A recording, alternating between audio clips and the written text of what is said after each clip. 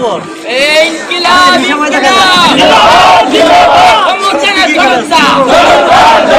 ক্ষমতা না জনতা প্রশ্ন সংগ্রাম প্রশ্ন ইনকিলাব গোলাম মিয়া আজাদি গোলাম মিয়া আজাদি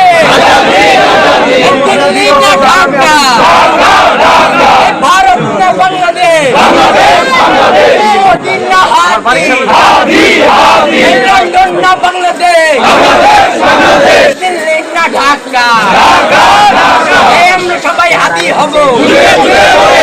পুলিশ মুখে কথা কব